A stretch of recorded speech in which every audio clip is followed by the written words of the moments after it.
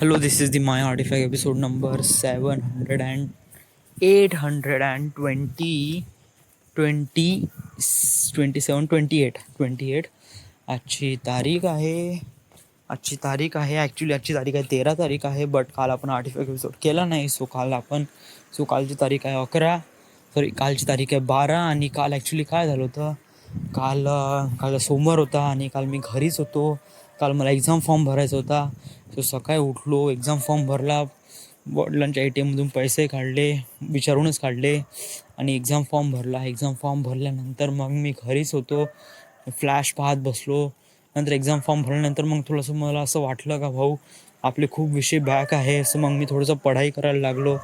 थोडं बहुत मी पढाई करतच होतो. So it just feel really nice to be in here. कारण इथे एवढे अमेझिंग मुली असतात जे नाईटला फिरतात. आणि ही जागा खरंच इतकी माहोल आहे ना भाऊ, खरंच.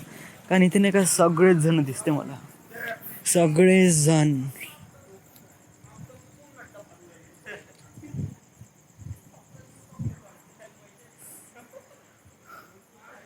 हे घर नाही का एवढ्या पॉईंटवर आहे ना, कारण इथे नाही का हा कसा मेन रस्ता आहे, बिलकुल याच्या समोर एकदम असा मेन रस्ता आहे.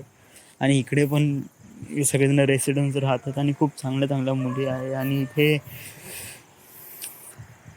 भाऊ तुला का बोलायचं आहे, तू का बोलून राहिला राव. काल का झालं एवढं सांगून दे आणि हे लवकरात लवकर क्विट कर. कारण you just feel really proud to be stay in here मोठ्या वडिलांच्या घरी.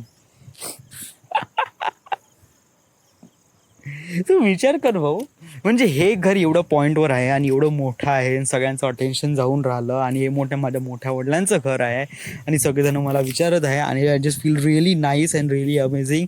बट अशा गोष्टीपासून मी अमेझ होऊन राहिलो आहे, जी गोष्ट माझी आहेच नाही तरी मी खूप प्राऊड ऑफ होत आहे. विचार कर, तू जेव्हा स्वतःची डेस्टिनी क्रॅकआउट करशील ना, तुला खूप सारं अमेझिंग थिंग्स भेटन, देन हाऊ यू फील.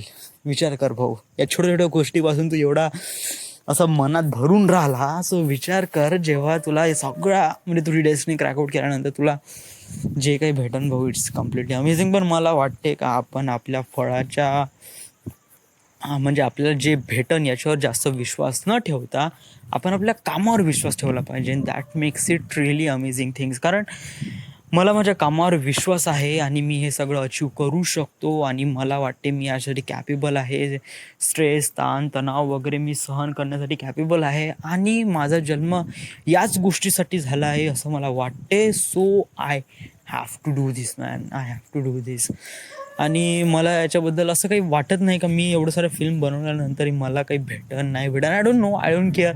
मला फक्त ही फिल्म बनवायची आहे, बाकी काही नाही राव. बस दॅट्स दॅट. बाकी अजून तर काही म्हणायचं नाही. सो हे जर दिसेल या काल संध्याकाळी अजून काय झालं होतं, या काल संध्याकाळी मी खेळायला गेल्यानंतर मग संध्याकाळी सगळेजण होते. मग म्हणे पिक्चर पाहायचा का, म्हणे ओके. म्हणलं ठीक आहे, म्हणलं येऊन जा म्हणलं मोठ्या वडिलांच्या घरी. कारण मोठ्या वडिलांच्या घरी कोणीच नाही, फक्त आजी आहे, मीच आहे. रात्री मी झोपायला येणार आहे, वरचा फ्लोअर पूर्ण आपला आहे. सो तुम्ही या आणि मग आपण प्रॉपरली मस्त पिक्चर पाहू म्हणलं. सो मग सगळेजण आले, करीब 10 वाजता आले. आम्ही पिक्चर सुरू केला. बट एवढे चेंगडपणा करून राहिले खूप सारे जण. करीब 12 वाजेपर्यंत आम्ही चेंगडच करून राहिलो. 12 वाजता अचानक फोन आला विशालच्या आपाची तब्येत एकदम अचानक खराब झाली, त्यांना अस्थमाचा त्रास झाला. जसं माहीत पडलं फटसे विशाल गेलं, त्याच्यामागे आम्ही पण गेलो. आप्पाजीला पकडलं, सरळ सार्वजनिक दवाखान्यामध्ये नेऊन टपकलं. तिथे गेल्यानंतर माहीत पडलं काय त्यांना थोडंसं ऑक्सिजन लावलं आणि त्याच्यानंतर आम्ही सगळेजण त्यांच्या मदतीला होतो. आणि it just feel really nice to be helping other families or helping friends family. Just feel really nice. कारण आपण मित्रांच्या कुठं अशा या गोष्टीमध्ये आपण मदतीला सोबत आहोत. So it just feel really nice to be part of these people. आणि विशालला पण एक प्रकारे ऑनर फील होऊन राहिलं असेल की त्याला पण एक प्रकारे असे फ्रेंड आहे जे त्याच्या वाईट मार्गाने म्हणजे ज्या अशा परिस्थितीसोबत आहे ज्या परिस्थितीमध्ये सगळेजण साथ सोडून देतात. तर त्यावेळेस त्याचे फॅमिली रिलेटिव्ह वगैरे कोणी नव्हते. सो आम्ही सगळेजण त्याच्यापाशी होतो. बट एका गोष्टीचं वाईट वाटलं राव, संध्याकाळी कोणी थांबलं नाही. आय जस्ट फील का मला वाटलं की साला सुबोध पण थांबला असता, बट सुबोध ॲक्च्युली थांबला नाही. आणि याचं मला थोडंसं वाईट वाटलं. ॲक्च्युली मी थांबलो असतो, कारण कसं माझं नाही का एक प्रकारे क्लासेस होते सकाळी आणि कसं मी ऑलरेडी 4 दिवस ड्रॉप केले होते. आणि समजा जर मी आजच्या दिवस समजा जर मी आज पण नाही गेलो असतो तर बहुत जास्त प्रॉब्लेम झाला असता. कारण मी बुधवारी पण पुन्हा येणार नाही. सो गुरुवारी पण पुन्हा येणार नाही. सो काफी हे होऊन जाईन, साला डिस्टर्ब वगैरे होऊन जाईन. सो मला वाटलं यार या that's so that is it. तरी काही नाही, आपली तब्येत वगैरे ठीक आहे, सगळं ठीक आहे आणि एवढं काही चिंता करायची, काही काळजी करायची काही गरज नाही. Everything is okay, is fine. And this is it. So this is it. This is the My Artifact episode number 828. Right now we are at Wardha, Maharashtra. Thank you.